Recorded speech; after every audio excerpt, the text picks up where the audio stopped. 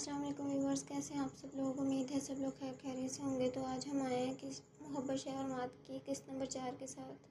तो चलें शुरू करते हैं। वो उसे घर ले आया था मगर अभी भी उन दोनों के दरमियान कोई बात नहीं हुई थी। हीर मुसलसल खामोश थी और हदात ने भी उसे बुलाने की कोशिश नहीं की थी। अपने घर आकर उसने हीर को एक कमरे में बिठा दिया। मैं तुम्हारे लिए कपड़े लेकर आता हूँ, तुम फ्रेश हो जाओ। मुझे कुछ नहीं पहनना है। ये बात उसने जिस वजह से बोली थी हदात को खूब समझ आ रहा था। तुम फिक्र नहीं करो, मैं तुम्हारे लिए बिल्कुल नए कपड़े लेकर आऊँगा। मेरे पास कुछ ऐसे सूट भी हैं जो मेरी बीवी ने अपने तन को भी नहीं लगाया। वो तो अपनी बात बोल कर चला गया था। हीर ने हैरत से दरवाजे की सिमत देखा। आज भी उसकी हर बात कैसे समझ लेता था, मगर अब इस बात से कोई फ़र्क नहीं पड़ता था वो उसे कितना जानता है। इसके सारे वादे झूठे थे। हीर के लिए यही दर्द नाकाबिले बर्दाश्त था। नो वे, आज जो कुछ भी हुआ वो बहुत ही ज़्यादा गलत हो गया। ऐसा तो सोचा भी नहीं था हीर हदात को मिल जाएगी। ये तो शायद इसके लिए नाकाबिले तलाफ़ी नुकसान जैसा था। अब क्या किया जाए, अब क्या किया जाए। वो बेचैनी से अपने फार्म हाउस में इधर उधर टहल रहा था। कुछ समझ नहीं आ रहा था आखिर इस बेचैनी को ठीक कैसे किया जाए। अगर हीर ने उसके बारे में हदात को कुछ बता दिया तो सारा प्लान फेल हो जाएगा। सारी ज़िंदगी वो जेल की चक्की पीसता या फिर अपनी जान से भी हाथ धो बैठता। मुझे लगता है इस बारे में बॉस को बता देना चाहिए। इसे पता होगा तो ज़रूर कोई ना कोई हल निकल आएगा, मगर इससे पहले मुझे अपनी रात को रंगीन करने का इंतज़ाम भी करना होगा। कुछ सोचकर उसने जिस लड़की का इंतखाब किया था, इसके साथ रात गुजार कर इसके दिल को बहुत सुकून मिलेगा, क्योंकि अब जिसके साथ वो रात को रंगीन करने चला था वो हदात की बहुत ही ख़ास थी। बॉस, वलीद ने अपने बॉस को फ़ोन किया ताकि उसे पैदा होने वाली हर परेशानी से आगाह कर सके। हाँ बोलो, इस बार कोई अच्छी खबर देना। मुझे माफ़ कर दें बॉस, मगर इस बार कोई अच्छी खबर नहीं है। क्या मतलब कोई अच्छी खबर नहीं है? सामने वाले इंसान के अंदाज में गुस्सा दर आया। मतलब ये है कि मेरे ऑफिस में एक बहुत ही खूबसूरत लड़की काम करती थी। मेरी बहुत टाइम से उस पर नज़र थी। मैंने उसे कई बार शादी की ऑफ़र भी की मगर उसने हर बार इनकार कर दिया। इस बार मैं उसे अपने बंगले पर ले आया मगर वो मुझे ज़ख्मी करके यहाँ से भाग गई। अच्छा तो ये बात है, इसमें तो परेशानी वाली कोई बात नहीं। अगर उसकी इज़्ज़त बच गई है तो वो लड़की सीधा अपने घर गई होगी, और अगर तुमने उसके साथ कुछ गलत कर दिया है तो मर जाएगी। यही तो परेशानी की बात है बॉस। मैंने उसके साथ कुछ गलत नहीं किया और वो अपने घर भी नहीं गई। मुझे ऐसा क्यों लग रहा है अब तुम अपने मुंह से कुछ गलत निकालने वाले हो जो मुझे बिल्कुल पसंद नहीं आएगा। कुछ ऐसा ही समझ लें, क्योंकि वो लड़की जब यहाँ से भाग गई तो मैंने इसका पीछा किया मगर वो मेरे हाथ लगने से पहले ही हदाद आलम शाह के हाथ लग गई। हदाद आलम शाह, ये नाम सुनते ही मानो सामने मौजूद इंसान को सांप सूंघ गया। क्या बकवास कर रहे हो तुम? इतनी बड़ी गलती कैसे कर सकते हो? इस लड़की को गोली मार देते मगर हदाद आलम शाह के हाथ न लगने देते। मुझे कम अज़ कम तुमसे इतनी बड़ी बेवकूफ़ी की उम्मीद नहीं थी। वो चीखने लगा। शायद उसको समझ नहीं आ रहा था वो अपना गुस्सा कंट्रोल कैसे करे। मैंने कुछ भी जानबूझकर नहीं किया बॉस, सब इत्तेफाक से हो गया। लेकिन जितना मैं उस लड़की को जानता हूँ वो बहुत ही ज़्यादा डरपोक है। मेरे बारे में कुछ भी वो हदात आलम शाह को नहीं बताएगी। तुम अब दुआ करो जो तुम बोल रहे हो वो सच हो। अगर ये ना हुआ तो मैं तुम्हें पूरी तरह बर्बाद कर दूँगा। आज जो तुम कामयाब तरीन बिजनेसमैन और इस कदर बैंक बैलेंस के मालिक हो, वो सारे का सारा मेरे करम नवाजी की बदौलत है। अगर मैंने अपना हाथ तुम्हारे सर से उठा लिया तो तुम्हें सर छुपाने की भी जगह नहीं मिलेगी। ऐसा कुछ नहीं होगा, इस बात की गारंटी मैं लेता हूँ। अगर ऐसी कोई नौबत आई तो इस मामले को रफा दफा करना पूरी तरह मेरी जिम्मेदारी होगी। मेरा यकीन कीजिए।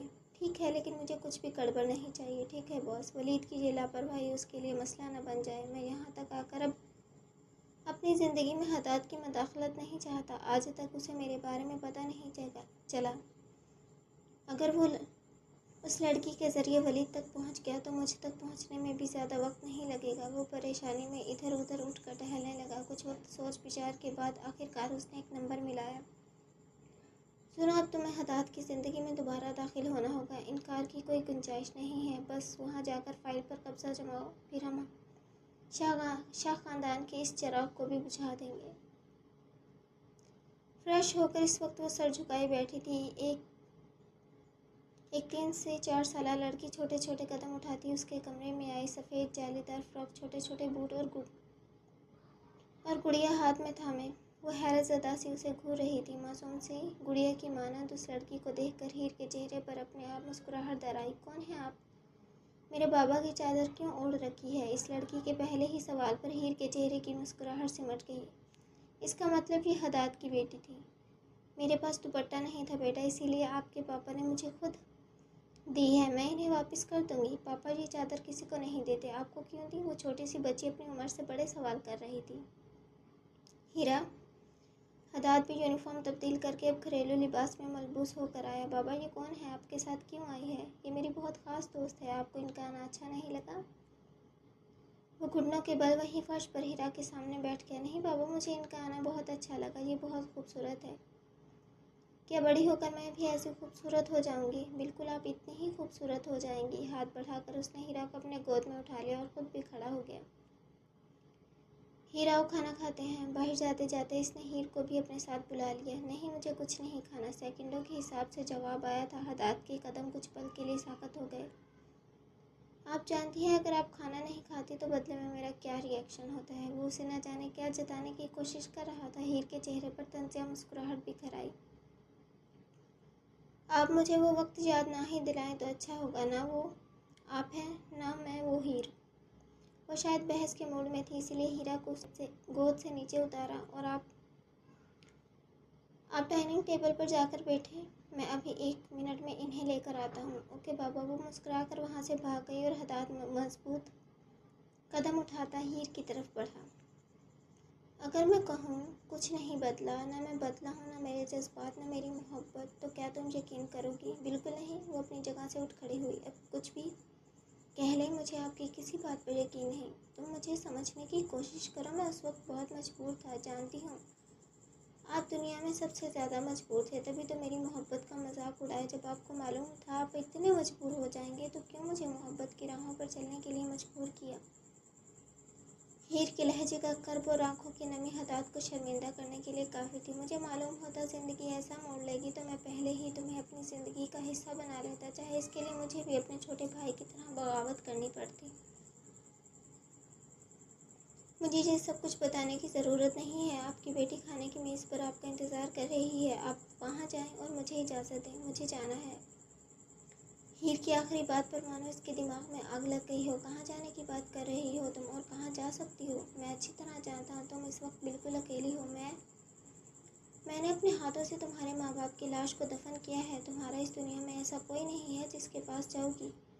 आज तक पूरे ख़ानदान में किसी को नहीं पता कि तुम जिंदा हो। आज भी तुम किस हालत में मिली हो ये मुझे बताने की ज़रूरत नहीं है। इसके बाद भी जाने की बात कर रही हो। इस घर से बाहर कदम भी मत निकालना। उसका पुराना गुस्सा ऊद आया।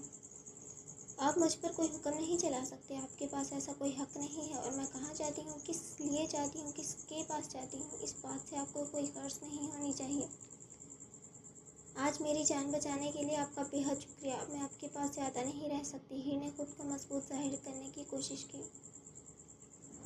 मेरे सामने ज़्यादा मजबूत बनने की कोशिश ना करो। आज के बाद तुम मेरे साथ ही रहोगी, भले कोई रिश्ता हो या ना हो। अगर फिर भी रिश्ते की बात है तो बहुत जल्द तुम्हारे साथ रिश्ता भी बन जाएगा। हीर ने एक झटके से सर उठाकर इसकी जानिब देखा। यकायक आंखों में गुस्सा भर आया। किस रिश्ते की बात कर रहे हैं आप? मुझे आपके साथ कोई रिश्ता नहीं जोड़ना। हमेशा के लिए दूर हो जाएं मुझसे। ज़िंदगी में एक बार तुम्हें खुद से दूर जाता देख चुका हूँ, अब ऐसा नहीं होगा। इसका बाजू थाम कर वो उसे खींचता हुआ डाइनिंग टेबल तक ले आया। इस दरमियान वो ये बिल्कुल फरामोश कर बैठा था कि नाइला के साथ उसने शादी का वादा किया है। कल रात उन दोनों के दरमियान जो कुछ भी हुआ, उसके बाद अनमोल को अपनी सारी ज़िंदगी रायगा लग रही थी। कितनी मुश्किल लगी थी उसे इंसान को अपने दिल में जगह देने के लिए, और जब उसे अपने दिल में जगह दे दी तो उसने रात जो हरकत की थी, इसके बाद दिल चाह खुदकुशी कर ले, मगर खुदकुशी हराम थी। हम जैसों का कभी कुछ नहीं हो सकता। मुझे उसको माफ़ करके अपनी ज़िंदगी की नई शुरुआत करनी ही नहीं चाहिए थी। भला उस इंसान के साथ ज़िंदगी की शुरुआत कैसे हो सकती है जिसने उसे सारे ख़ानदान के सामने सरापाई सवाल बना दिया था। उसे आज भी वो दिन याद है जब उसकी माँ बाप की आंखों में बेबसी और बाकी ख़ानदान की आंखों में उसके लिए नफ़रत ही नफ़रत थी। अपने करीब लेटे हाथ को देखकर उसकी आंखों से आंसू बह गए। जिसका भारी हाथ अभी भी उसकी कमर के गिर्द लिपटा हुआ था। नफ़रत का एक उबाल उसके अंदर उठा। अगले ही पल हाथ उठाकर उसने परे फेंक दिया और खुद उठकर फ्रेश होने चल दी। फ्रेश होने के बाद जैसे ही वो वापस आई तो हाथ बेड ग्राउंड से टेक लगाए सिगरेट पीने में मसरूफ़ था। उसे पूरी तरह इग्नोर करके वो आईने के सामने खड़ी होकर बाल बनाने लगी। हाथ उठकर उसकी पुश्त पर आ खड़ा हुआ। सुबह सुबह अपने शौहर को प्यार देने के बजाय गुस्सा दिखा रही हो। शौहर। अनमोल के चेहरे पर तंजिया मुस्कुराहट उभर आई। क्या मुझे वाकई याद दिलाने की ज़रूरत है आप किस तरह मेरे शौहर बने हैं? वो तंजिया लहजे में गोया हुई। अब जिस तरह भी बन गया शौहर तो बन गया, तुम्हें चाहिए तुम मेरी इज्जत करो। हाथ ने उसकी कमर के गिर्द हिसार बनाकर अनमोल के कांधे को लबों से छुआ। इज्जत की बात कम से कम आप ना ही करें तो बेहतर होगा। आपने ही मेरी इज्जत पूरे ख़ानदान में उछाली थी और आप अब भी मेरी इज्जत नहीं कर सकते। कल रात जिस बात की सज़ा आपने मुझे दी, इस काम के लिए भी आपने ही मुझे आमादा किया था। वो ड्रेस आपने ही मुझे दिया था और आपने ही कहा था इसे पहनकर पार्टी में आ जाओ। जब इस तरह का ड्रेस पहनाकर अपनी बीवी को महफिल में लेकर जाएंगे फिर लोग तो आंखें सेंकेंगे। इसे याद था कल रात उसके साथ जो कुछ भी किया गया। इसका असल जिम्मेदार वो खुद ही था। खुद ही उसने ऐसा ड्रेस लाकर उसे दिया। हालांकि अनमोल खुद उस ड्रेस को पहनने में काफ़ी कंफ्यूज हो रही थी क्योंकि उसने कभी साड़ी नहीं पहनी थी। जब पार्टी के अंदर गए तब भी वो सबसे मिलकर एक तरफ जाकर खड़ी हो गई, मगर वहाँ पर दो लड़के आ गए जो इसके साथ शुरुआत में बातें करते रहे। अनमोल ने भी इखलाक निभाते हुए खुश इखलाकी का मुजाहिरा किया, मगर बाद में उन्होंने ज़बरदस्ती करने की कोशिश की। हाथ ने उसे बचा तो लिया मगर उसे यूं ही उनके साथ हंसते मुस्कुराते बातें करता देख बहुत गुस्सा आया। मुझे माफ़ कर दो, मुझे गुस्सा आ गया था। मुझे आपकी माफ़ी नहीं चाहिए। ये झूठी माफ़ी अपने पास रखें। अपनी कमर से उसके दोनों हाथ हटाकर वो दूर हुई। मुझे आपने कोई खिलौना बनाकर रखा हुआ है जिसे आपने सबसे दूर कर दिया और यहाँ पर कैद करके रखा हुआ है। मेरी अपनी कोई मर्जी नहीं है। मैं कहीं आ जा नहीं सकती, मैं किसी अपने से मिल नहीं सकती और अब तो अपनों से मिलने का सवाल ही पैदा नहीं होता। अब तो मेरा कोई अपना रहा ही नहीं, फिर मैं किससे मिलूँगी? इसका लहजा गुलगुज़ हो गया, ज़ख्म ताज़ा हो गया, इसलिए हाथ लब खींचकर खुद भी फ्रेश होने चल दिया ही। हेयर ब्रश वहीं पटक कर वो बेड पर बैठ गई। दोनों हाथों से सर को थाम लिया। इस इंसान में कोई एहसास नहीं है, ज़रा सी भी शर्मिंदगी नहीं है। या अल्लाह, मुझे कौन से गुनाहों की सज़ा मिल रही है? सुर्ख रंग की हाई हील, हाथों में डायमंड ब्रेसलेट, दाएं हाथ की तीसरी उंगली में अंगूठी जिसके ऊपर काले रंग की मसनूई गुलाब नस्ब थी। होठों पे सुर्ख लिपस्टिक, वाइट कैप्री और रेड टॉप पहने वो वलीद शाह के फार्म हाउस के सामने मौजूद थी। मेरी गैर मौजूदगी में यहाँ कोई लड़की आई थी क्या? सिक्योरिटी गार्ड को बुलाकर उसने बड़ी बदतमीज़ी के साथ सवाल किया। मैडम, यहाँ कोई नहीं आया था। तो फिर तुम्हें ये चोट कैसे लगी? वो मैडम, मैं गिर गया था। जैसा झूठ बोलने का हुक्म उसे वलीद ने दिया था उसने वो झूठ भी बोल दिया। सच कह रहे हो? जी मैडम, बिल्कुल सच कह रहा हूँ। मखसूस आलीशान कमरे में आकर इसने अपना क्लच सोफे पर उछाला और खुद वार्डरोब से कपड़े निकालकर फ्रेश होने चल दी। जैसे ही वो फ्रेश होकर बाहर आई, वलीद सोफे पर बैठा उसी का इंतज़ार कर रहा था। बड़े दिनों बाद मेरी जान से मुलाकात हुई। वलीद ने आगे बढ़कर उसे बाहों में भर लिया। ज़्यादा फैलने की ज़रूरत नहीं है। ये बताओ, मेरे पीछे से क्या क्या अयाशियाँ करते रहे हो? इसकी बाहों से निकलकर वो आईने के सामने आ खड़ी हुई। अरे, ये मुझ पर इल्ज़ाम है। मैं कोई अयाशियाँ नहीं करता रहा, बल्कि मैं तुम्हारी याद में दुबला हो गया हूँ। देखो तो सही मेरी तरफ। हसीना ने आईने में से ही इसके वजूद की तरफ देखा। अगर अयाशियाँ छोड़कर मेरी याद में दुबले हो जाने की नौबत आ जाती तो शायद तुमने अब तक खुदकुशी कर ली होती। एक तो तुम मेरी किसी बात का यकीन नहीं करती और सर झटक कर बेड पर जा बैठा। मैं इसलिए तुम्हारी बात का यकीन नहीं करती क्योंकि मैं अच्छी तरह तुम्हारी आदत से वाकिफ़ हूँ। वो हेयर ब्रश वहीं रखकर उसके करीब बैठ के, यकीन करो मैं अपनी सारी गलत आदत छोड़ चुका हूँ और बस तुम्हारे इश्क में पागल हूँ। तुम अगर अपनी सारी गलत आदतें छोड़ दो यही बेहतर होगा। शराब पियोगे? वलीद ने साइड टेबल पर रखी शराब की बोतल से अपने लिए 2 घूंट निकाले। हाँ, एक पैक बना दो। श्योर। गिलास उसकी तरफ बढ़ाकर वो खुद भी पीने लगा। 2 से 3 पैग लगाकर वो दोनों एक दूसरे की तरफ देखने लगे। बहुत दिनों बाद आई हो, क्या मेरे करीब नहीं आना चाहती? अगर करीब ना आना चाहती तो यहाँ ना आती। उसके करीब आकर हसीना ने वलीद की शर्ट के बटन खोल दिए। और स्वीट हार्ट, बेड पर लेटकर उसने हसीना को भी अपने साथ लिटा लिया। इससे पहले कि वह हसीना पर झुकता उसने हाथ वलीद के सीने पर रखकर उसे वहीं रोका। मेरी एक बात हमेशा याद रखना, अगर मुझे पता चला तुम मुझे धोखा देने की कोशिश कर रहे हो या फिर अब भी वो दूसरी लड़कियों के साथ तुम्हारा ताल्लुक़ है तो तुम्हें तुम्हारे दुश्मनों से पहले मैं बर्बाद करती हूँ। जानते हो ना, जब मैं किसी को बर्बाद करती हूँ तो किस हद तक बर्बाद कर देती हूँ। हसीना की बात पर वलीद का हल्क तक खुश्क हो गया। ऐसा बिल्कुल नहीं होगा, मैं सिर्फ तुम्ही से मोहब्बत करता हूँ। इस बात के अलावा भी मैं बहुत सी बातें जानती हूँ। दो बुदो जवाब आया। अरे अब क्या यूं ही तरसाती रहोगी या अपने करीब ही आने दोगी? वलीद ने बात का रुख पलट दिया। मेरी किसी बात को इग्नोर करने की ज़रूरत नहीं है। तुम मेरे हो, ये बात तुम्हें ध्यान में रखनी चाहिए। हाँ, मैं तुम्हारा ही हूँ, बेफिक्र हो। अब तुम भी मेरी हो, ये बताओ। वो उसकी नाइट गाउन की डोरियाँ खोलकर हसीना की गर्दन पर झुका और ये मुलायम बदन गहरा सांस खींच कर वो सीने पर झुकाया। कितना तड़पाया तुमने हसीना? तड़पाया तो मुझे हदाद ने है, वो सोच कर रह गई। तुम दुनिया की सबसे हसीन लड़की हो, तभी शायद तुमने अपना नाम हसीना रखा है। तारीफ़ों के पुल बांधता वो पूरी तरह हसीना के वजूद को महसूस करने लगा। हसीना के साथ रातें गुजार कर उसे एक कमीनी सी खुशी महसूस होती थी, क्योंकि भले वो इस वक्त उसकी बाहों में थी, मगर हदाद शाह से उसका जो गहरा रिश्ता था, उसे सोचते ही उसे ज़हनी सुकून मिलता था। इसीलिए सोई हसीना के साथ हम बिस्तरी के मौके की कुछ वाहियात तस्वीरें लेकर उसे अपने पास महफूज कर ली। यकीनन ये तस्वीरें हदाद शाह को तोड़ने में बहुत कारआमद साबित होंगी। आज तो वलीद और उसकी बेटी के साथ नाश्ता करके जाऊंगी। नायला ने बेल बजाकर सोचा। इस वक्त वो हदाद के फ्लैट के सामने मौजूद थी। आंटी, गेंद से खेलते हीरा ने नायला को पहचान लिया, क्योंकि वो पहले भी 2 बार यहाँ आई थी। हेलो हीरा, आप आज सुबह सुबह कैसे आए? क्या आप भी हमारी नई मेहमान से मिलने आए हैं? हीरा ने आगे बढ़कर उनसे सवाल किया। नई मेहमान? कौन सी नई मेहमान? इसे तो इस बारे में कुछ मालूम ही नहीं था किसकी बात कर रही हो। क्या घर में कोई मेहमान आई है? हाँ, पापा कल उन्हें लेकर आए हैं। वो बहुत ही ज़्यादा खूबसूरत है और बहुत अच्छी भी। आखिरी बात पर उसने बड़ी बड़ी आंखों से नायला को घूरा, क्योंकि 2 बार जब नायला आई तो इसका बर्ताव हीरा के साथ कुछ खास अच्छा नहीं था। नायला ने खा जाने वाली नज़रों से हीरा को घूरा और खुद पाँव पटक कर पूरे घर में उस नई मेहमान की तलाश करने निकल पड़ी। आखिर तुम मुझे यहाँ से जाने क्यों नहीं दे रहे? बिला वजह से छोड़ दो हीर, तुम जानती हो अब तुम यहाँ से नहीं निकल पाओगी। उसके गुस्से का जवाब हदाद ने नरमी से दिया। आखिर क्यों? क्या वजह है? मैं क्यों रहूँ आखिर बिला वजह तुम्हारे साथ? क्योंकि तुम मेरी जिम्मेदारी हो। गलत, वो तेज़ आवाज़ में यकदम बोली।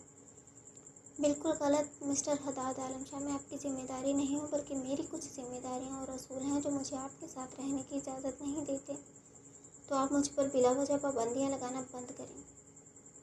ये कोई पाबंदी नहीं है, मगर तुम यहाँ से नहीं जा सकती। सो कि एक बात अपने पल्लू से बांध लो। मेरी नौकरी का हर्ज हो रहा है। मैंने अपनी ज़रूरियात ज़िंदगी की खातिर पैसा कमाना है। ज़िंदा रहना है तो खाना होगा, और खाना मुफ्त में नहीं मिलता। यहाँ रहो, मैं तुम्हारी हर ज़रूरत पूरी करूँगा। किस हक़ से? और मैं क्या इतनी फजूल लगती हूँ जो हर ऐरे गहरे से अपनी ज़रूरियात पूरी करवाती फिरूँगी? हीर के दिमाग में ये जुमला सुनकर आग ही तो लग गई थी। ऐरा गहरा नहीं हूँ मैं। हदाद को दिन की शुरुआत में ही गुस्सा आ गया। हालांकि हीर के साथ वो हर तरह से नरमी बरतने का इरादा कर चुका था। मैं आपको वही समझती हूँ। वो शायद उसे गुस्सा ही दिला रही थी। अच्छा, तो तुम्हें नौकरी चाहिए, ठीक है, तो तुम नौकरी करो, मगर यहाँ रहकर। मेरी बेटी को एक नैन्सी की ज़रूरत है जो इसका ध्यान रखे और 24 घंटे की ड्यूटी दे। इस काम में माकूल पैसे अपनी मुलाजमा को देता हूँ, मगर अब तुम्हें दूंगा। उसने जितनी आराम से ये बात बोली, हीर को लगा हदाद आलम शाह ने उसके मुंह पर तमाचा दे मारा हो।